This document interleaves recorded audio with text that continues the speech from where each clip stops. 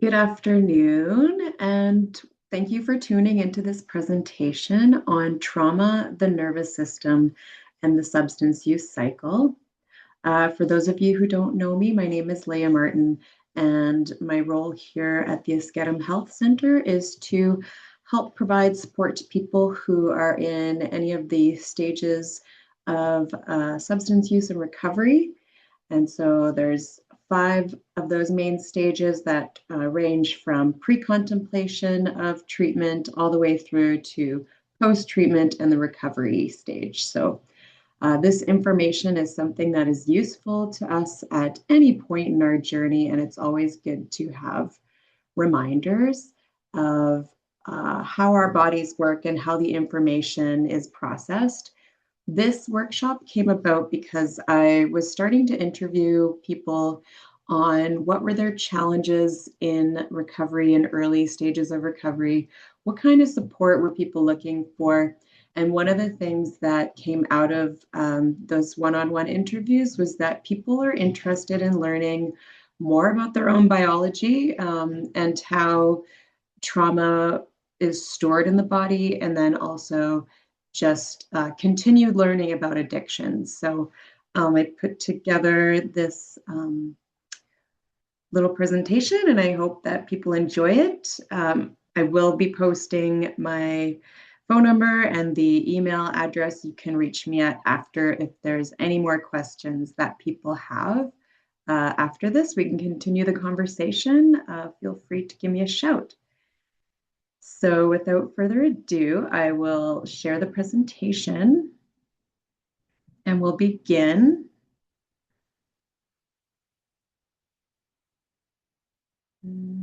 Okay, here we go. So what we're going to cover today in this session is talking about trauma and just first of all, taking care of ourselves when we are discussing this topic. We're going to talk about what's going on in the body mainly when traumatic experiences happen.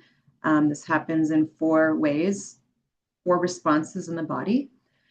And then after that, what is the trauma substance use cycle that continues and perpetuates our own substance use and handling of negative coping strategies? So, and then the very end, we will just look at what it means to become a cycle breaker of your own trauma.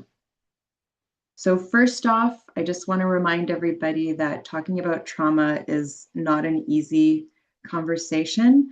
And sometimes people don't even want to begin the education because it's too hurtful to think of the things that might come up. So learning about trauma itself can be a trigger for our trauma. So if you're going to be watching this, it's good to maybe just shoot a message to somebody if you feel you might need some emotional support after,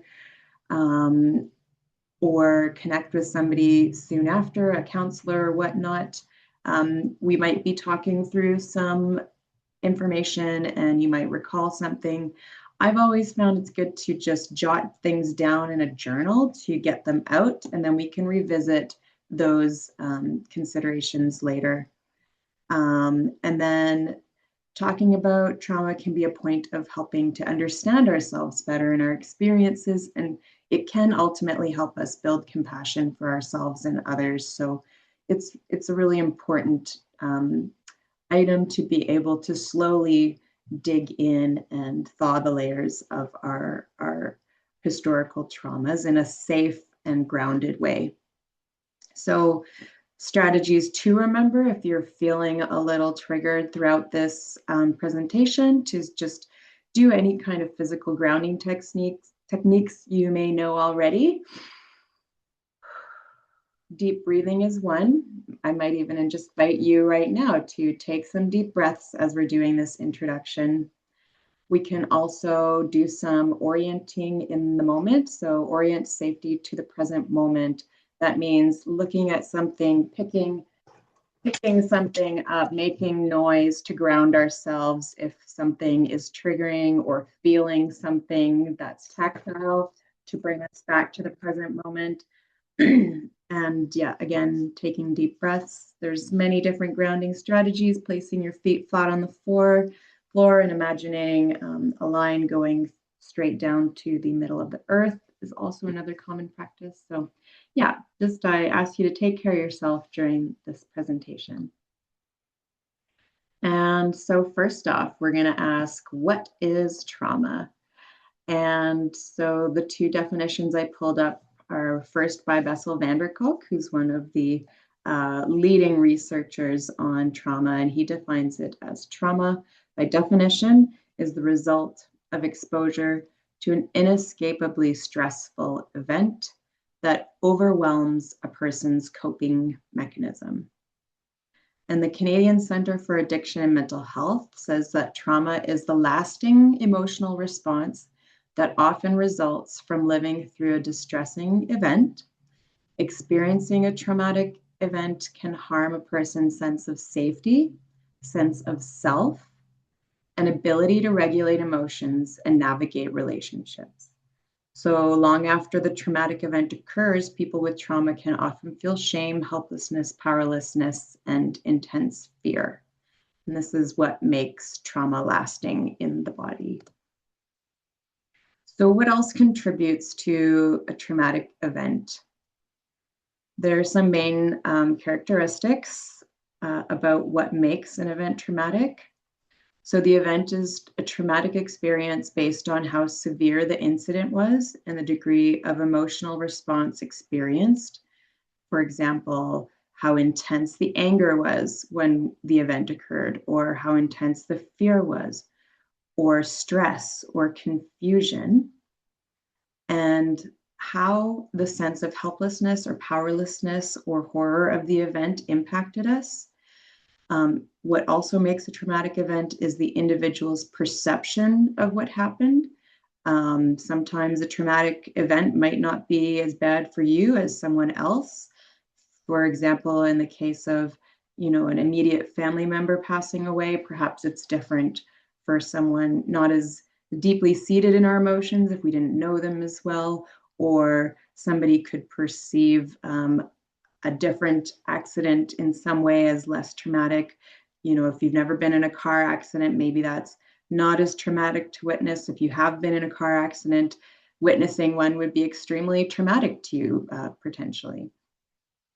And then also the time afterward to stabilize and the supports available at the time, or what also contribute to this being a long-lasting traumatic event.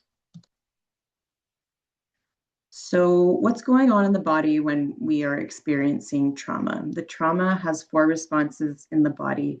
The first is sensory. This is where the event meets the body. The second is the brain processing and how the brain processes the event. The third is the messages that we receive in the body, like how the brain tells the body to act based on the event. And then the physiological response. And this means how the body reacts to the event based on the messages from the brain. And so we perceive a traumatic event as happening all in a second. It can happen in a millisecond. But what is actually going on is that there's 4 levels of processing that's taking place in the body. And we're just going to go through those one by one in order to break it down and understand how trauma influences the body and then how it remains. So sensory perceptions. The brain receives information from the outside world through our senses, and information is sent to the limbic system. This is all done through a process called neuroception. And you can see I have the extra slide over here, which explains neuroception a bit more in depth. It's a subconscious process that is happening. It's happening every second, a million times a second, where our amygdala is scanning our environment, searching for things that are safe and things that are dangerous. And the example on the slide here is like, is that a snake or is that a stick? If we aren't sure, our body's gonna, potentially escalate that fight or flight until we can identify for sure if it's a risk. And so this is important to know because if we have a faulty neuroception trigger based on previous traumatic experiences, we eventually over time might, our ability to figure out what's safe and what's dangerous might be distorted and impacted. And we might have an ability to inhibit defense in a safe environment or activate defense in risky environment when it's needed. And so the limbic system in the brain attempts to match our current experience with experiences from the past. So the brain, its system, it's going to scan with neuroception for safety or danger. And so if we perceive something that's dangerous, then what's going to happen is the limbic system is going to go through its filing cabinet and it's going to say, have I experienced something like this before? And then the secretary of your brain is going to go, yep, we had a similar experience over here, and this is how we handled it. And so this is where our previous traumas and past experiences come into play, because if you've already experienced something similar that felt unsafe, then this is how your brain's going to choose to react and send signals based upon. And so patterns from the past are then used to provide the solution to how the brain will choose to act in the present. So every time we are having situations that we are perceiving as unsafe or dangerous, it gets added into a particular file related to that subject matter, and then the brain begins to build a pattern based on these previous experiences. And so brain processing. The limbic system, as seen here in the slide, not the cerebellum or the cerebrum surrounding this brain center, but all these smaller parts compose the limbic system. And they're all related to what everybody more often than not now commonly knows as the fight, flight, freeze, or fawn response. So this is our survival mode. It's the reptile brain that people speak about. It's the acting from our lower vibrations. If you want to get woo-woo and talk about things in a spiritual sense, all of this comes from our limbic system, and it plays a role in regulating human behavior and emotion, especially those tied to our survival instincts. Once the threat is perceived, the alarm system is sounded, and the amygdala, so this tiny little bead in the middle, sends out a signal throughout your nervous system to engage the body into one or potentially a couple of these fight, flight, freeze, fawn responses. And how you respond, again, depends on your previous history of experiences. And this is not a standard thing. Someone could have a traumatic experience and respond in a completely different way than someone else. So one person could have an experience and respond with the flight response, where another person might respond with the freeze. Again, all depending on what your previous experience has been. And so the messages to the body. Sorry. So here we are looking at the different levels of survival mode. Everyone knows this term, and so we're just going to break it down. Survival mode is something that's enacted through the central nervous system. And so messages sent in the autonomic nervous system decide how we respond to the threat. So the limbic system sends the messaging through our nervous system, and this is where our thoughts and our behaviors and our actions all come from.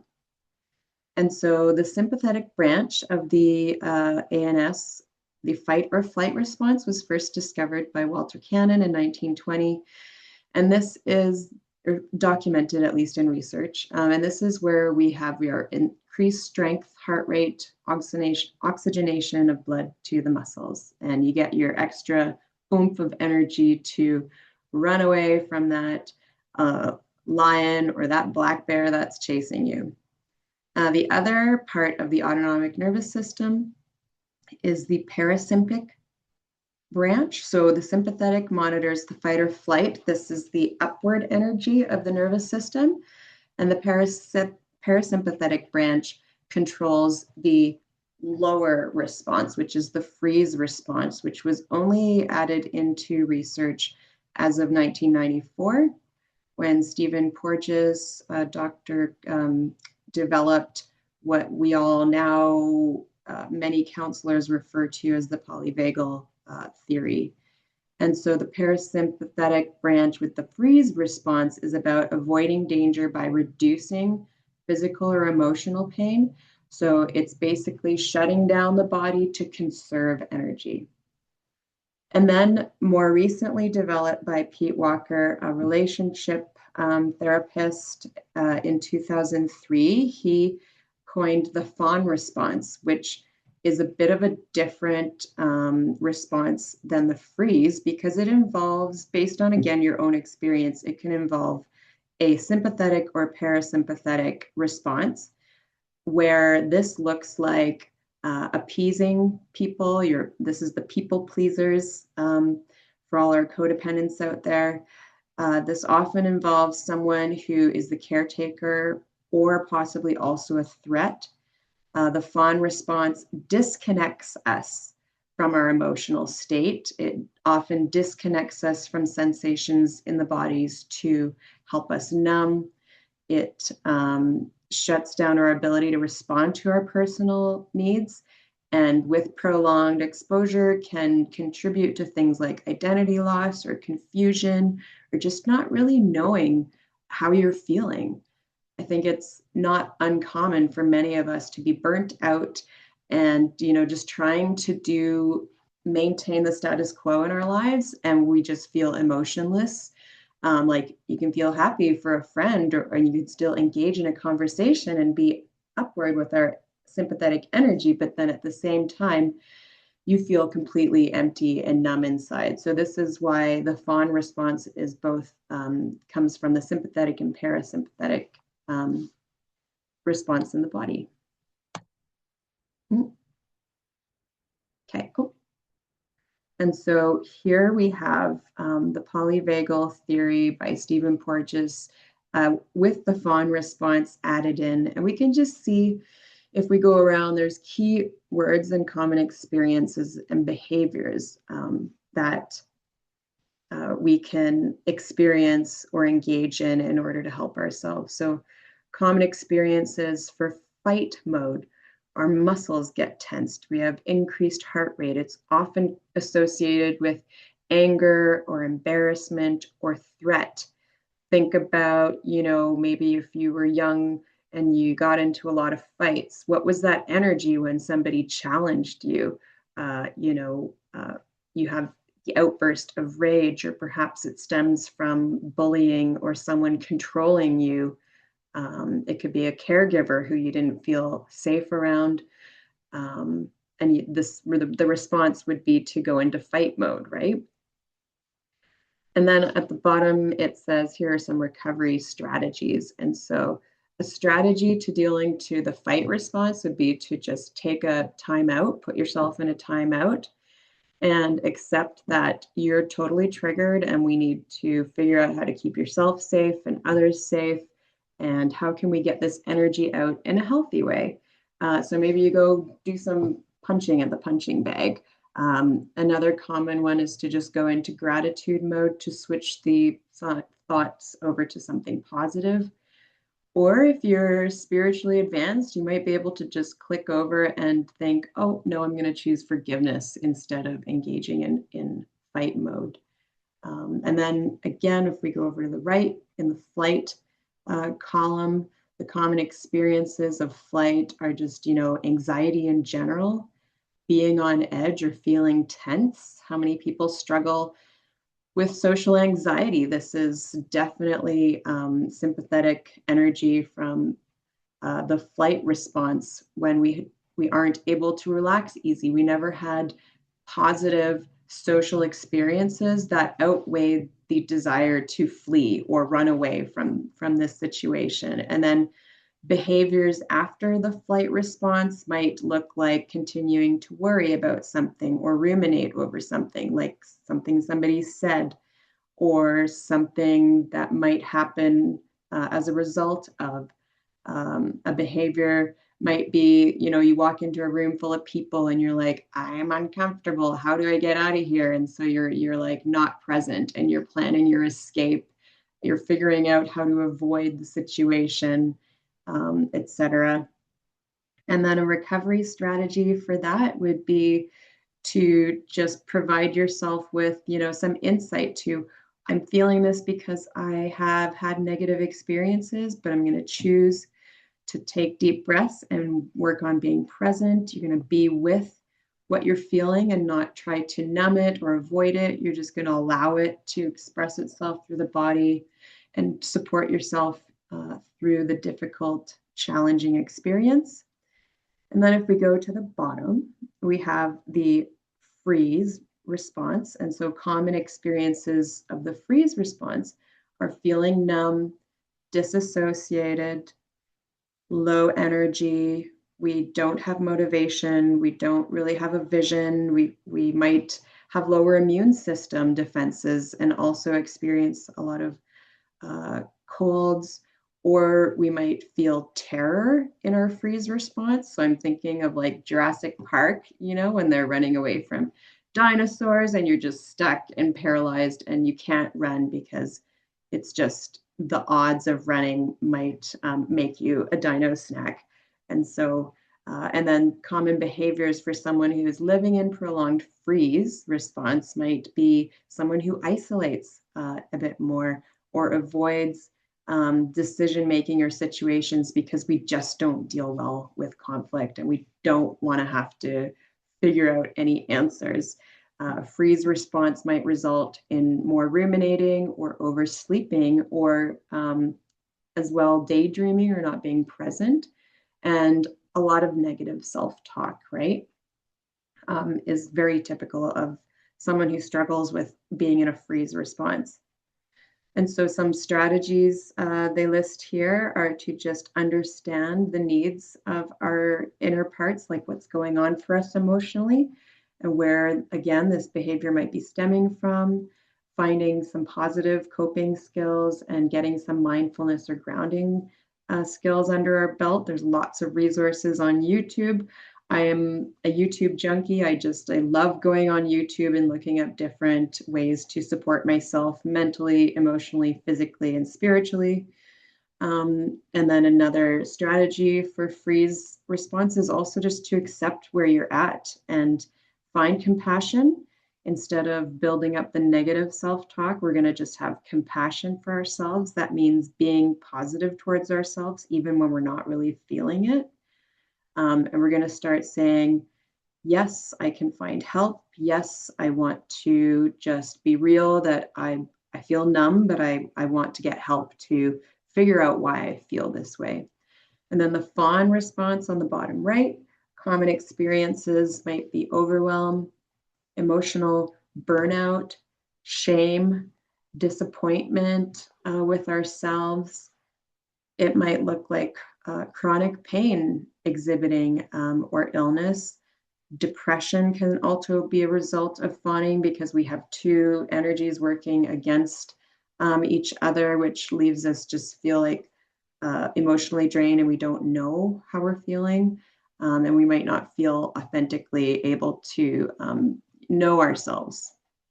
And so common behaviors for being in the fawn response are perhaps difficulty saying no or having a lack of boundaries. Again, as somebody who personally has been on a recovery from codependence journey for since separation, divorce back in 2017, I had a lot of boundaries to work on, and we see codependence as the second one there. I'm a big people pleaser. I tend to always want to help people and just say yes, even when I don't feel like I have the energy. And so these are some of the common behaviors for someone who is stuck in that fawn, um, not knowing how to be true to ourselves and taking care of others more than we take care of ourselves. It's not a good strategy. So ways that we can help ourselves recover from this are to just start building healthy relationships, challenging ourselves to activate healthy boundaries, using communication to try to set those boundaries, which is not always easy when we also fear conflict. So using our words to, stand up for ourselves doesn't come naturally. It takes practice. But again, when we're in this response, we want to have acceptance for where we're at and to just acknowledge that we are practicing our way out of this, but it does take practice. We can journal about it to get it out of the mental realm so that we're not ruminating on things. And we can begin to validate ourselves by using some of these strategies and starting to learn how to say no or finding a creative outlet to get us into a different form of expression.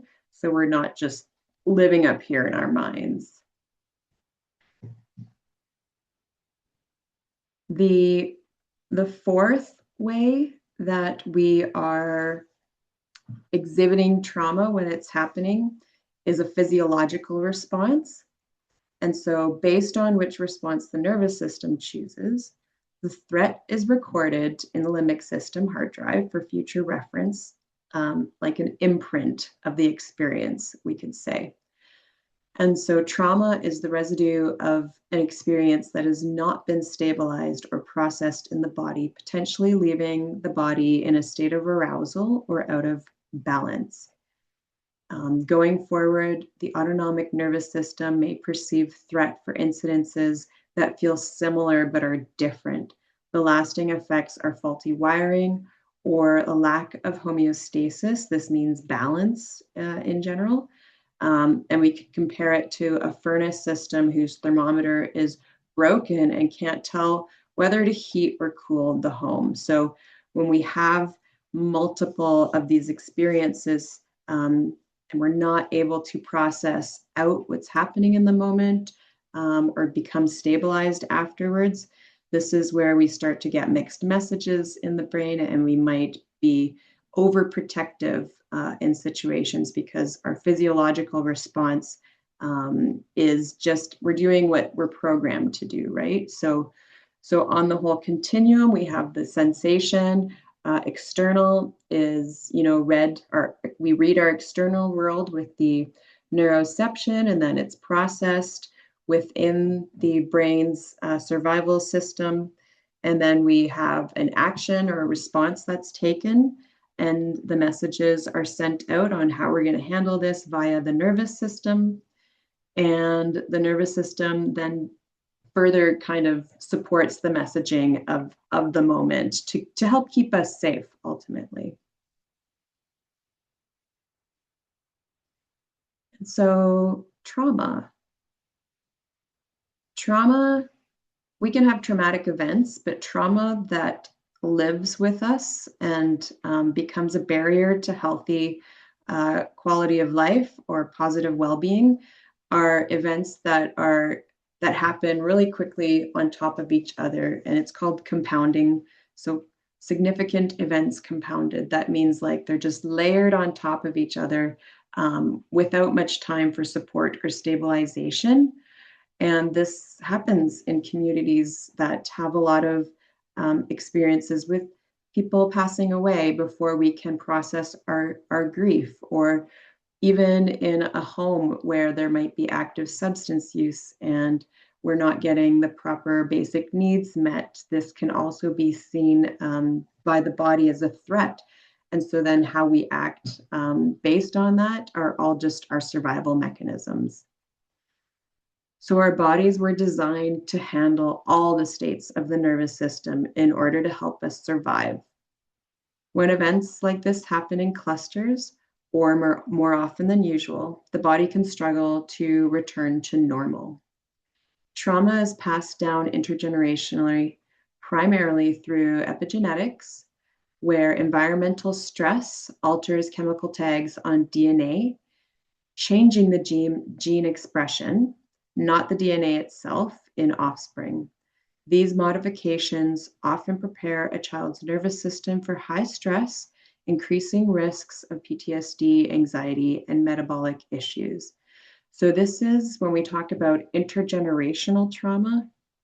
This is how it happens, where intergenerational trauma is passed down mainly through behaviors and emotional states of the caregivers.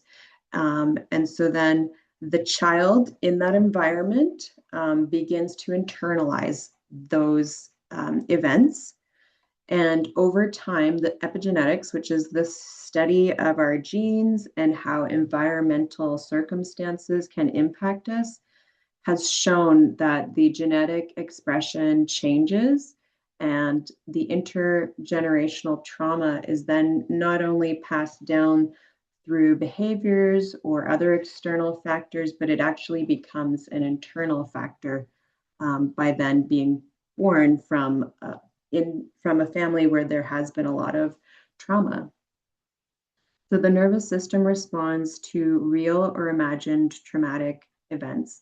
And so I put this in here because not too many people understand that when we are watching movies where there might be traumatic things happening, bombs blowing up, or abuse content like domestic violence in movies can be so triggering for people because our brain doesn't understand that we're watching a movie. It doesn't understand in the TV show the situation you just witnessed was all for entertainment. It perceives that as real, and then our body begins to act based on that. So you could think about like your body reacting to being surprised in a horror movie, or witnessing, if you're a woman who's experienced abuse and then you witness it in a TV show and you feel extra like, wow, that resonated with me because I've had my own experience and I feel my body is tense now because of it. This is all happening because the brain and the nervous system don't know that you're actually just watching a show. And so this can produce a number of diagnoses then if we have continual compounded trauma. And this is where PTSD diagnoses come into play. This is where people can begin to exhibit panic attacks when we haven't started working on coping, healthy coping mechanisms. We can begin to have more physical illness like migraines or chronic fatigue, because what is happening is in the brain is that there is a change of neuronal firing, which says that this has happened so much that now the only way I can react to my external environment is through this chronic pain that my body is experiencing. And as well, digestive issues and skin disorders have been documented to be related to chronic stress and trauma, historical trauma in the body.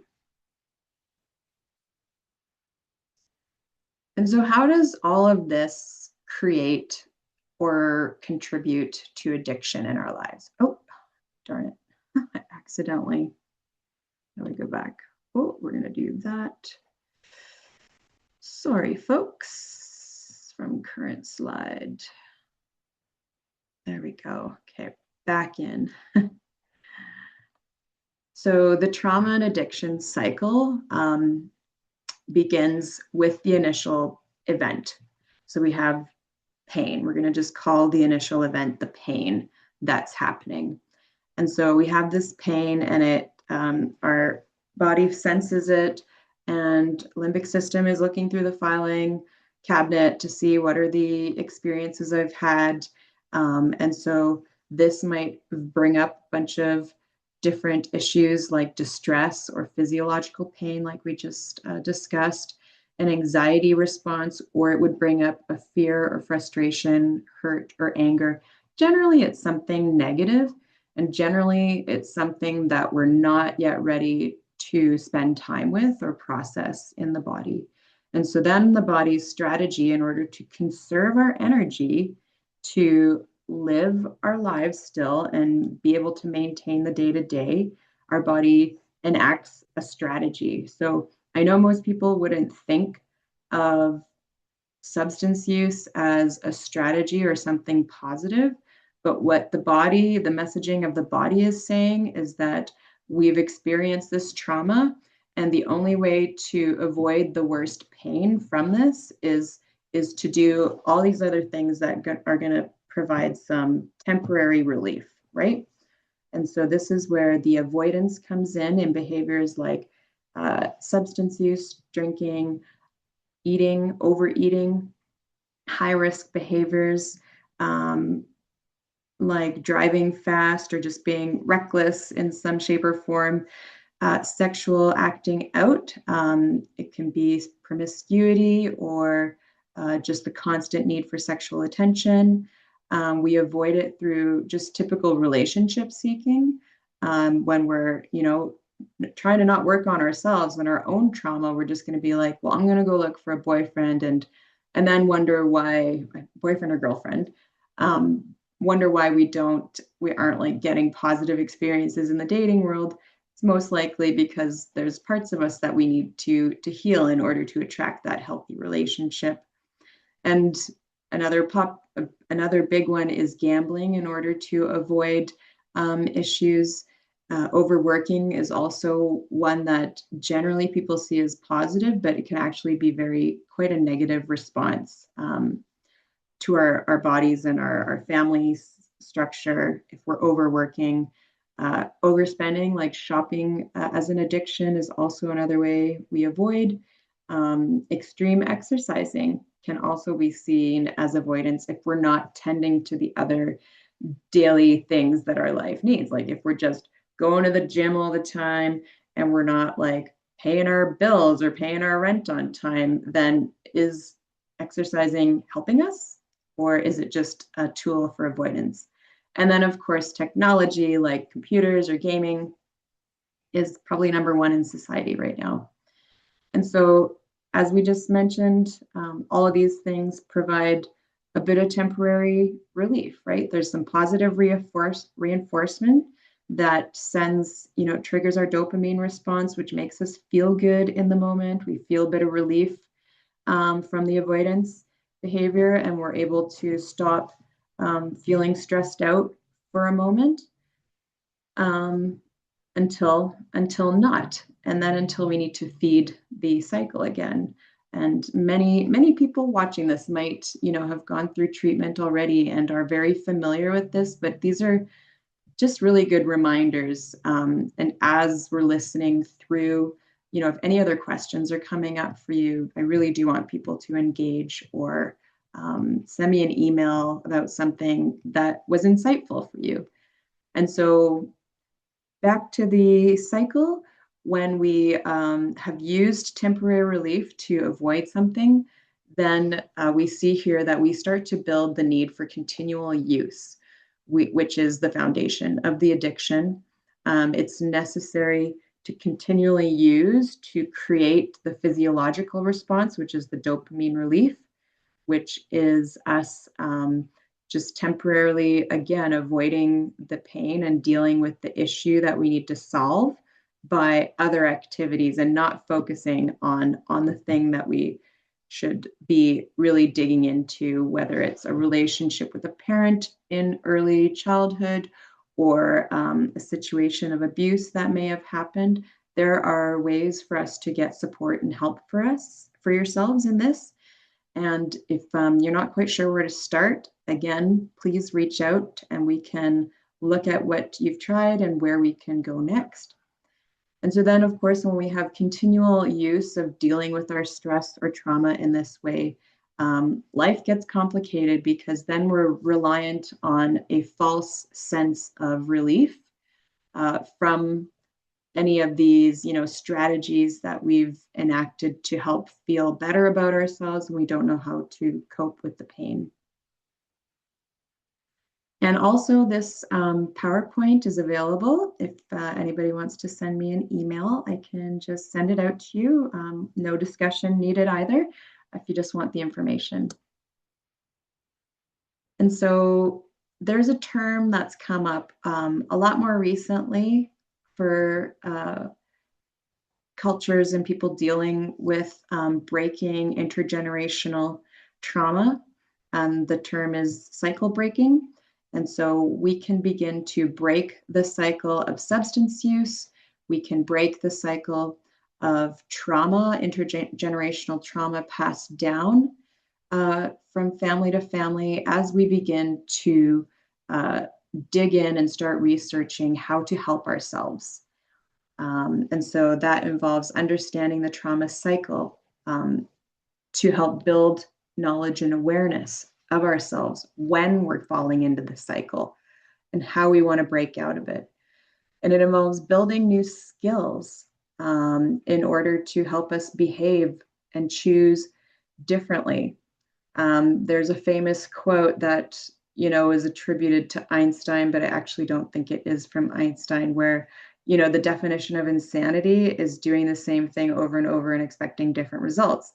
This is a prime example of how if we want different results, we need to do something drastically different from what we've been doing. And so part of knowing what we need to do different is knowing quite well what we're doing and starting to map out our own patterns of how we deal with trauma, how we deal with stress, what are the coping mechanisms that we are using to survive through this pain.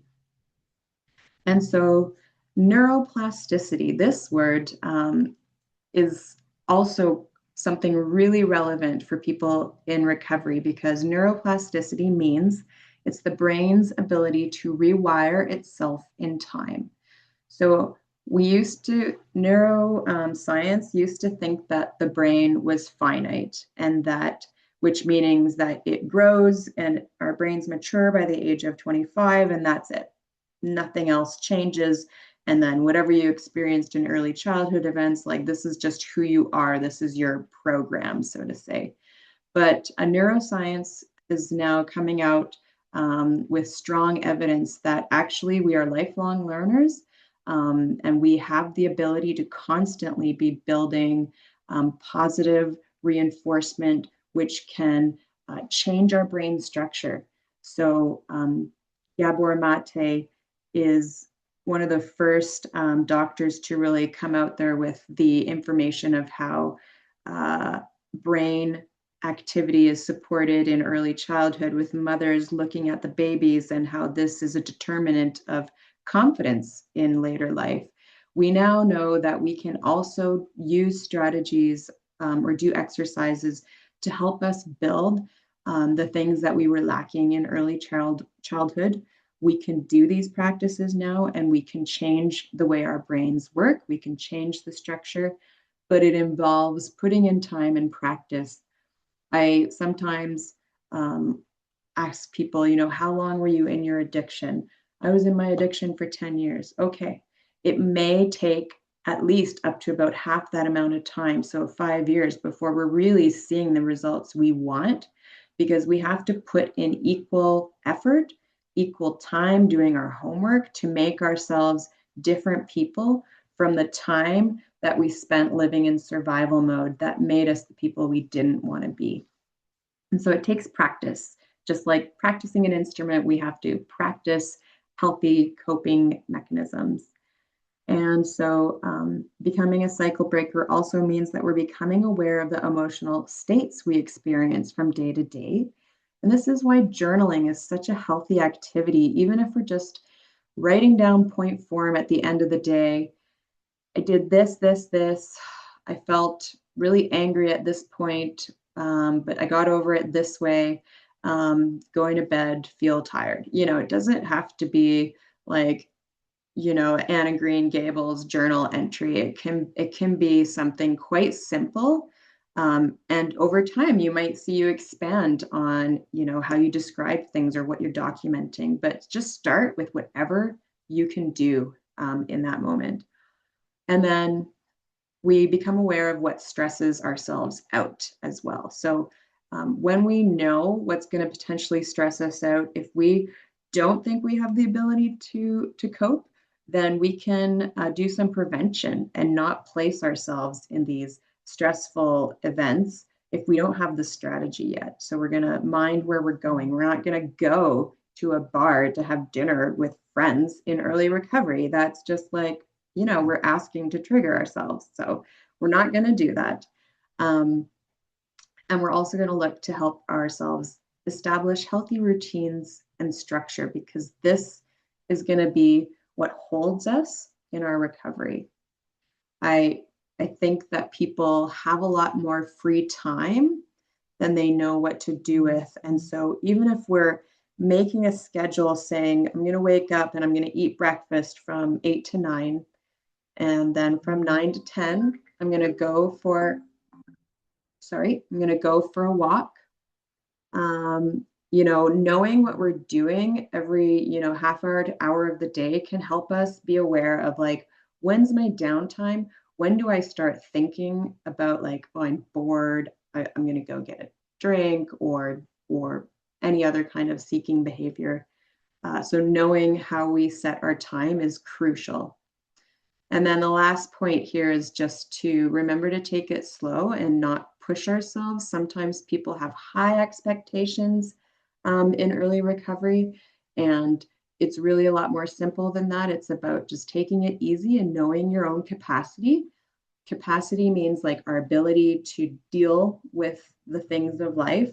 So if you're not a huge socializer, you're not going to all of a sudden throw yourselves into too many socializing situations in early recovery, because that might trigger you. We have to be honest with those things, but it's about finding out what can support you.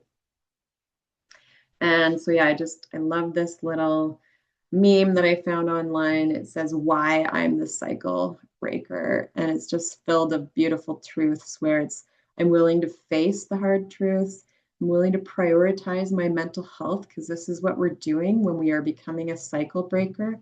We're attending to our positive mental health and emotional health.